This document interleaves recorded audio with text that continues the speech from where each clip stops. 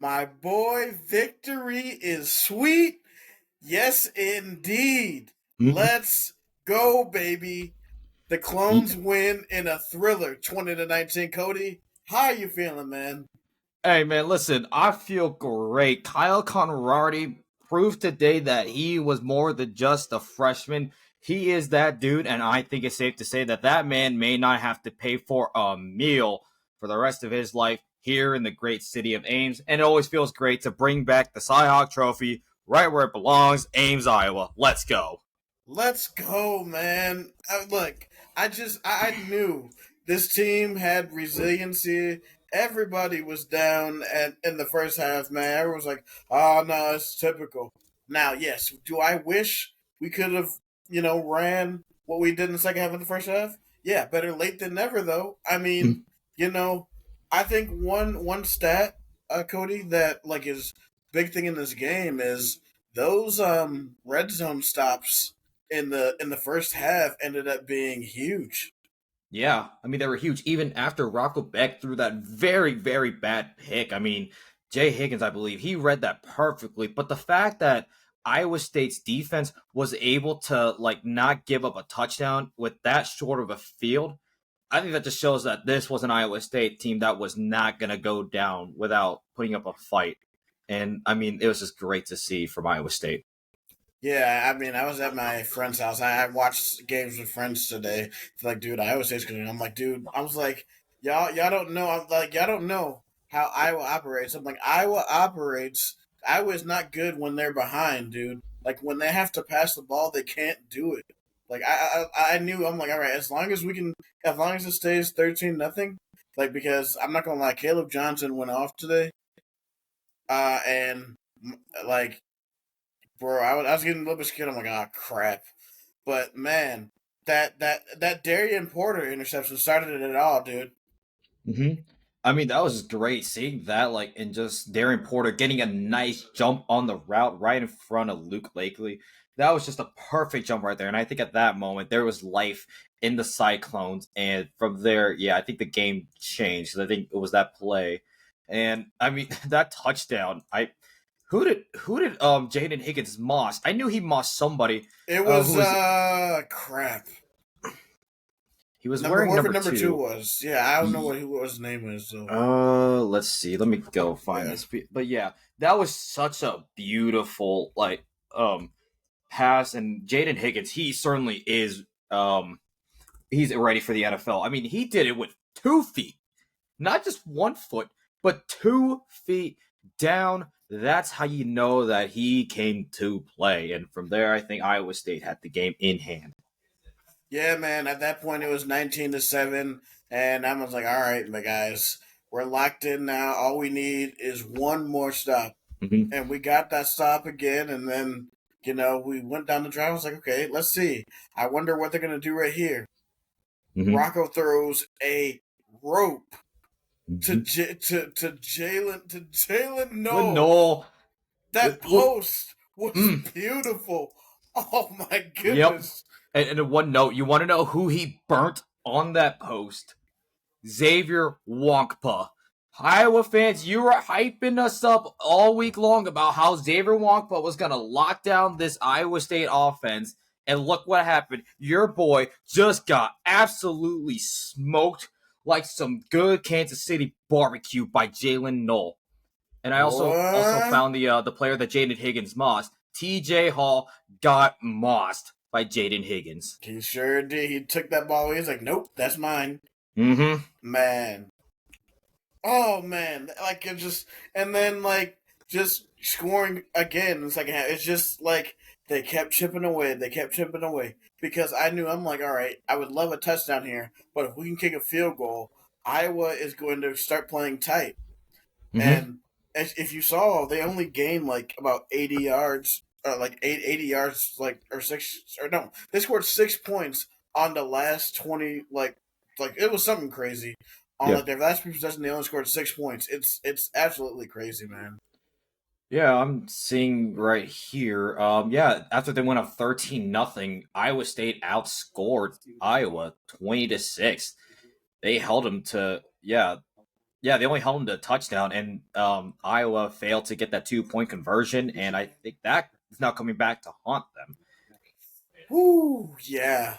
And bro, I was thinking the same thing because I was like, man, if we end up right here losing by two, that missed field goal from the beginning is gonna haunt us.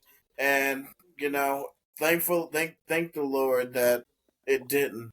Like Nope. it's man, Io like Conrarty, can we give him his props?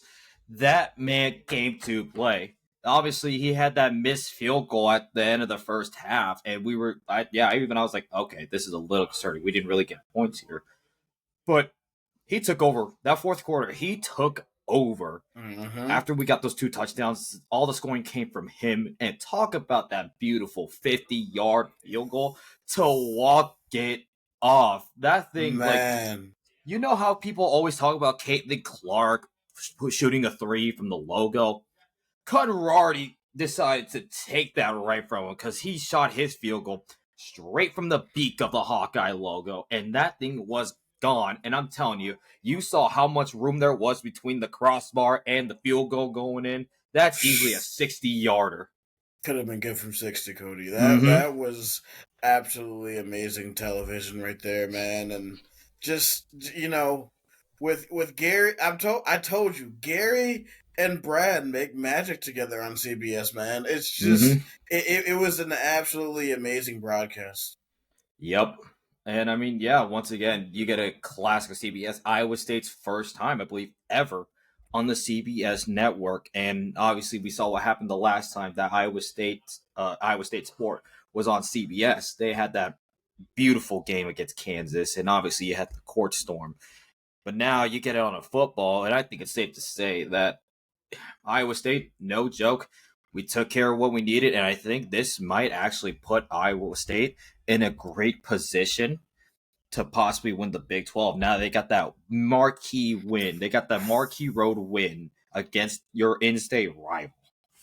Cody, we gotta start looking at the schedule, man. Let's do that real quick. Hold on, Yeah, I'm about to pull that up.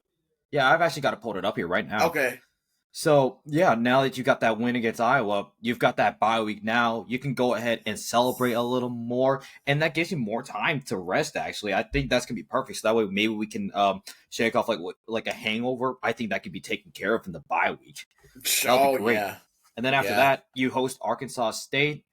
You've got at Houston, and then you've got versus Baylor, at West Virginia, versus UCF, versus Texas Tech, at Kansas, versus Cincinnati, at Utah, and then at home for Farmageddon.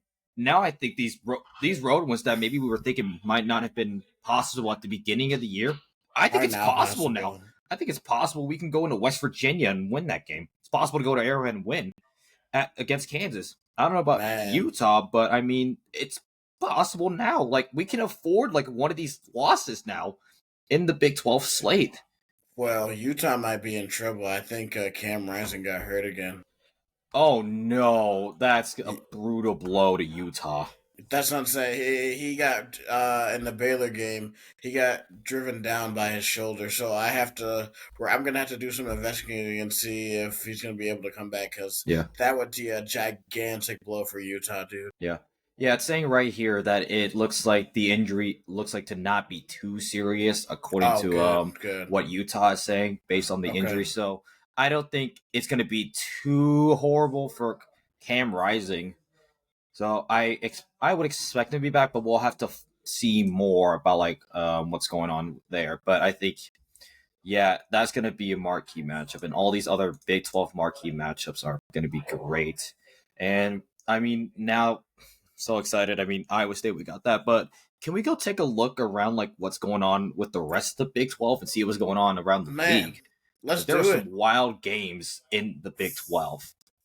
Man, bro, I was sweating bullets for the rest of the Big 12 especially with that Arkansas and Oklahoma State game, bro. Mm-hmm. Arkansas came in on fire, dog. They just came out. I'm like, oh man, I'm like, are the Pokes really going to lose to Arkansas? And then like we said, there was a possibility of an upset in New Orleans for Tulane, and they took K State to the brink. Hmm. Yeah, I mean Tulane had that lead at halftime. I think it was a 10 point lead at halftime, and it looked like some struggles for Avery Johnson. Now I got to give credit to Kansas State; they were able to adjust and win appropriately. And I can say the same thing about Oklahoma State because yeah, they struggled too. But uh, Ollie Gordon had like some key. He had some key moments. He got that huge touchdown and the 2 point conversion in overtime. I believe that was the only thing he got. But what a time to do it. If you're a fan of Oklahoma State, that was a great time to see Ollie Gordon do something very important for you. It's a great timing for that. Definitely, man. That is just once again, and I mean, like now, right? And Kansas is in a fight right now with Illinois. They're down 13-10. Mm-hmm. Jalen Daniels has sort of struggled in this game. He's thrown two picks. Mm-hmm. So I mean, they're in a dogfight right now, and Yeah. um, Houston is down 14-3 to Oklahoma currently. That is surprising. I would have thought Oklahoma would have been up by more against Houston based on how Houston looked against UNLV. I'm surprised Yeah, dude. Oklahoma hasn't gone much further. But we could say the opposite about West Virginia. I mean, they put up 49 points on U Albany. Garrett Green, 17 of Yeah, 23, 230 yards passing and three touchdowns. And then Donaldson with 14, CJ Donaldson with 14 carries, 125 yards, and a rushing touchdown. So West Virginia is clearly in control of their game. So they're going to be looking good heading into the backyard brawl against Pittsburgh. and speaking of Cincinnati sort of craps the bed. They had, I think they were up at least like 27-3 or something like that at one point, and Yeah, they ended up losing by 2 points, 29-27. I no, was they like, only lost by dang, 1 point. It was 28-27. They gave up 15 wow, points unanswered in the fourth quarter to lose. They got unreal. shut out in the fourth quarter. Dang, bro, That's tough. that is tough, dude. Yeah. But I guess other than that, I mean, BYU going to SMU and getting the win. I mean, BYU didn't even look too great. They didn't look too great. Jake Retzlaff wasn't too great. Had 202 passing yards with one touchdown, two interceptions. But the key thing was SMU never got into the end zone. All 15 Right. of their points came via field goal. So that was wild to see how BYU just held SMU out of the end zone. And that was the difference. Yeah, dude, it was absolutely insane, man. Like I still couldn't believe it. And I mean, you know, as a conference, the Big 12 actually fared pretty well today. I did want to talk about some other results that happened today. All right. Dude, how about the Huskies? NIU, Northern Illinois goes into Notre Oh, South Bend and beats Notre Dame, man. oh man, what a wild what that's gonna certainly put Notre Dame's playoff hopes maybe into question now. Because Notre Dame, after that win against Texas A&M, they looked pretty good. They looked like a live maybe for a home matchup at the college football playoff. But now I kind of have to put that into question because Riley Leonard did not look great in that game at all. 20 for 32, 163 yards, and two interceptions. Very costly turnovers for the Fighting Irish. Man, dude, like and you look at their schedule, man. Like, yes, they're gonna have a lot of ACC teams, but now the way SC looked, we'll see how they look tonight. But I mean, the SC game at the end of the year is looming large. I Mm-hmm. mean, they're probably gonna have to beat them if SC is as good as we think they are. And I mean, that's so Notre Dame is not gonna have a walk like they thought. Like Yeah, this is a devastating loss for them. yeah, it's not going to be easy treading for Notre Dame. And looking else around the league here, Texas going to the big house, Man, stomping all over the Michigan Wolverines. Penn State struggling for a while against Bowling Green, eventually able to pull out a 7 point victory over them. Louisville looking absolutely great against Jacksonville State, winning 49-14. yeah. And then I'm looking here. There's some other ones. Cal beating Auburn at Jordan Hare Stadium. That was I did not That expect is, that. I didn't expect that either, dude. Like, I just, man. So yeah, with Michigan, I think with Michigan, Cody, Michigan, they might have a tougher road than what they thought because they do not have a quarterback, and they have two Yeah. young guys, and it's none of the like, man. I don't know if they're in the they're coming off of three straight playoff appearances. I think that this it's looking real 7-5 ish right now. Yeah, it's going to be a struggle for them. It's going to be a long year for the defending national champions. Who knows if they'll even get a chance to defend it? Because now, yeah, obviously in the Big Ten, you got to deal with Ohio State, Oregon, even Penn State. So, and that league's much deeper. So, who knows? Maybe USC can make a run. I know somebody told me like USC could be a dark horse in the Big Ten. And I think if the cards fall right for the Trojans, they could find themselves in that Big Ten title game. Man, with the showing USC put up, I think don't they? I think they either play in 2 weeks at the Big House.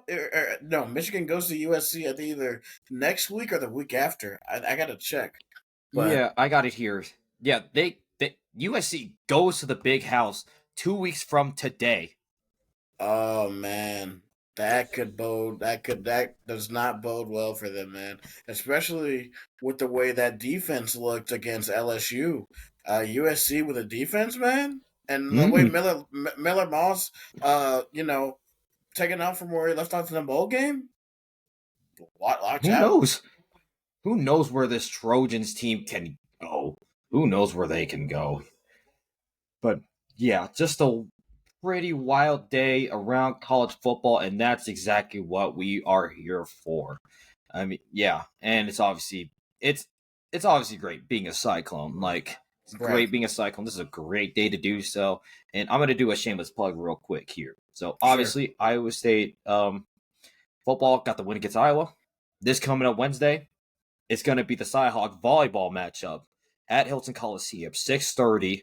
And I believe it's gonna be ESPN. I think it might be ESPN Plus, but yeah, that's gonna be a great opportunity for the volleyball girls.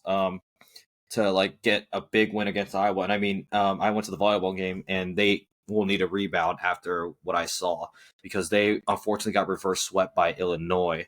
It was Ooh. very tight. Like the fifth set was very tight, and it just came down to who made the mistakes. And unfortunately, we did. But I know the girls like they fought throughout that game, and I think there's going to be a lot of growing pains from that. But playing Iowa, it's going to add that extra layer of motivation. And now that they know that we just beat Iowa in football, I think that might be an extra piece of motivation for them. So very excited to see what's going to be like for the next week or so here in Ames, Iowa. Clones fans, you heard Cody. Pack out Hilton for the Cyhawk volleyball game. Do it for me in spirit. I'll be 4.5 hours away, but Sound good? I will be watching. Um, you have any other thoughts, Cody? No, I think that's about everything I wanted to say. It's great for it to be a Cyclone State again, and I cannot wait to go to the Jacobson Building and be able to see that beautiful Cy Hawk Trophy back where it belongs. Back where it belongs in beautiful Ames. Mm-hmm. All right, man. This was a very fun episode. Um, Now Iowa State will head into their bye week to see where they can recoup and improve before they get back on the field on August or not August. Wow, jeez, Tyler.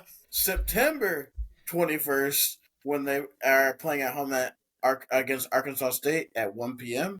Thank Yep. you for joining us. We can be reached out at our Twitters. I'm at SciTag Guy. And I'm at FAUX Matt with 1T Campbell. All right. And make sure to follow us on all of our social media. Yep. And thank you for joining us. Go Cyclones. It's a Cyclone State, baby. Yes, sir.